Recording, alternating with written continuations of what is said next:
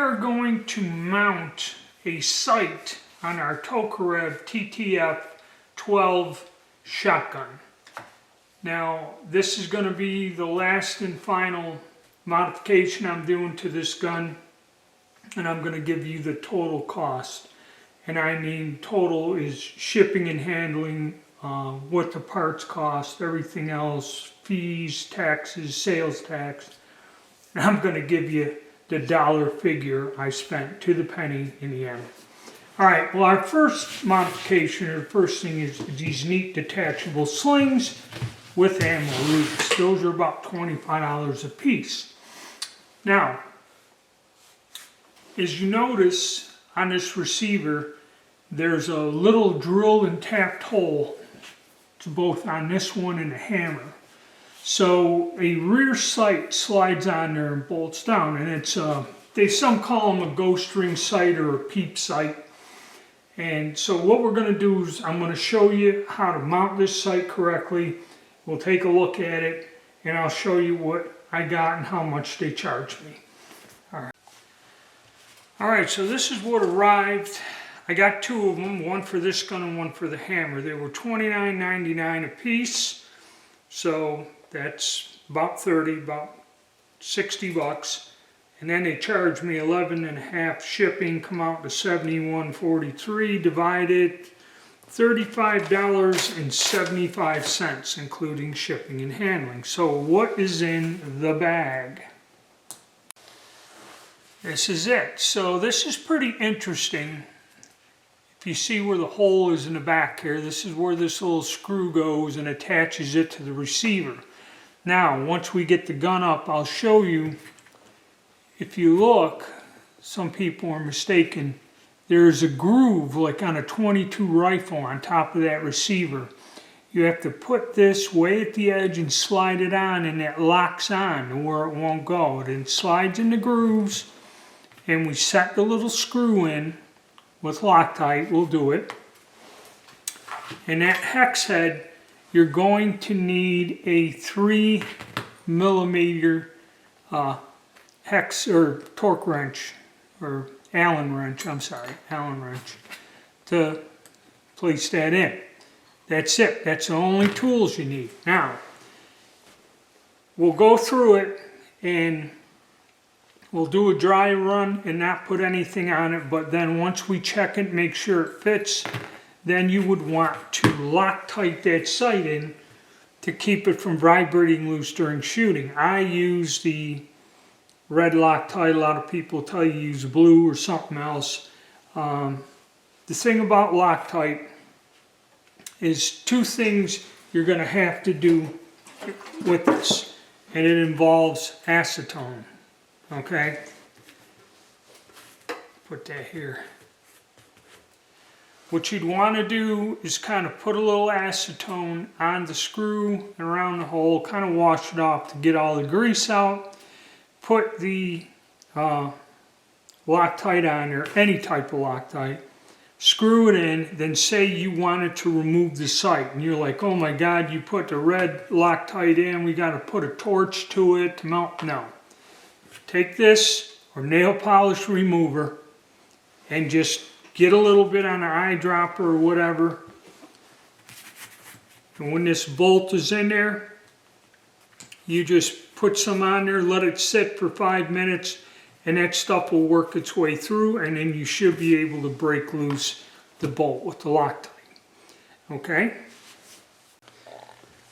Okay, this is about the best bird's eye view of the receiver I can get you.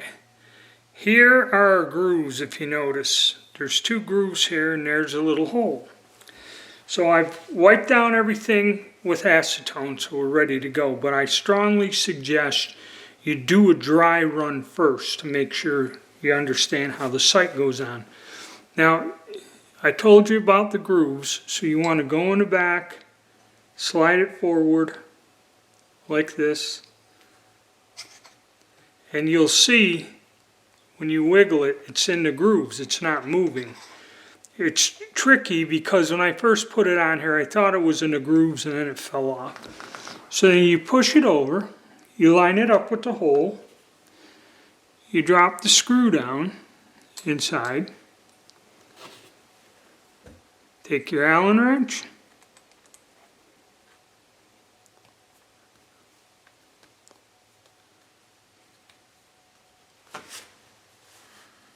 And tighten it down. There, now everything looks copacetic. And also about this sight. Alright, you see a screw here that adjusts elevation. There are little notches over here, and what you would do is take a Phillips and you can adjust windage. So this sight adjusts both windage and elevation with a Phillips head screwdriver. Okay? So, and you also have a rail. So if this ain't enough for you and you got to mount a red dot or a miniature scope or something like that, you also have this option. So this is pretty cool. So that's what it's going to be. So we know that. And then the only thing we have to do is I'm going to pull the screw out. And then, and then you could pick it up, shoulder it. I'll do that. And then come back with the Loctite, give it its final twist, and that's it. We're done.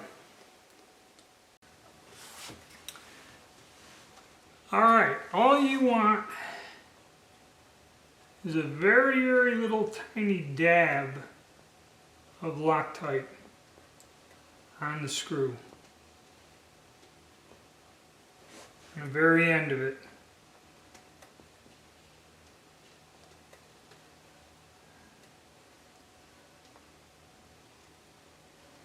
That's it. Not a lot, just a little.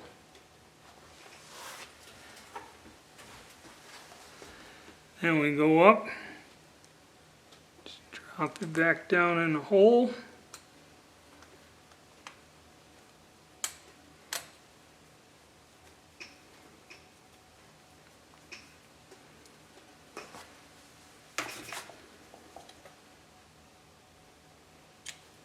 And that's it. You're done. We're finished.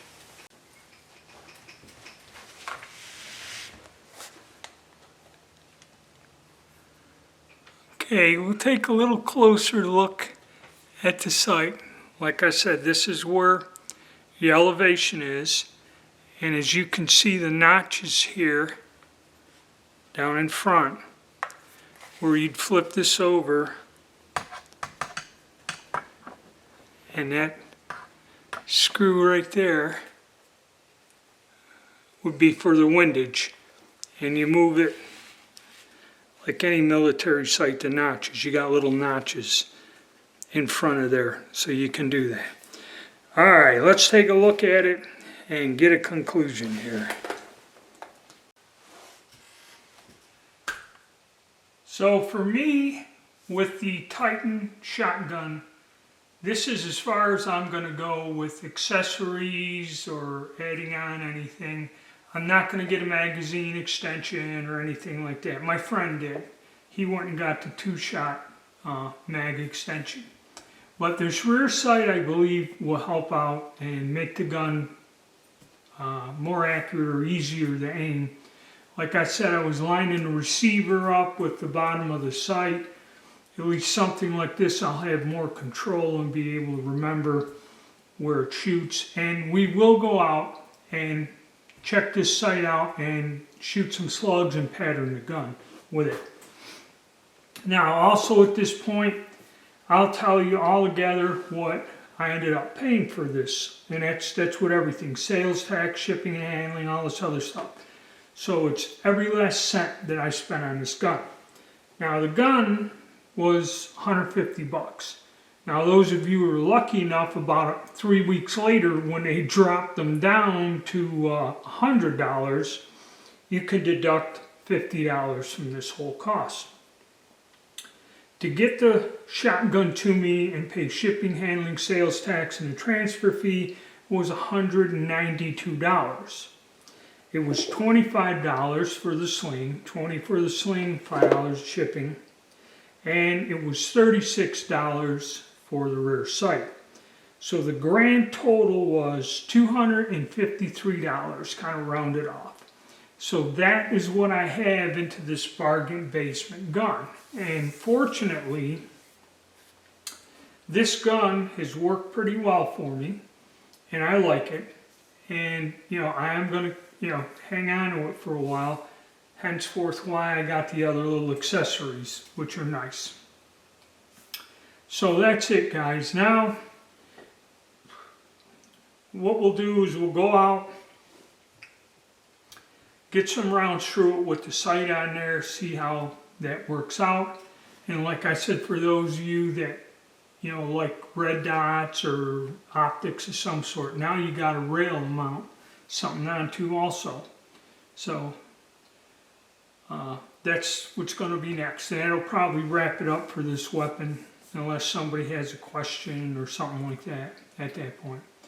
Alright guys, hit the like button, subscribe, and stay tuned.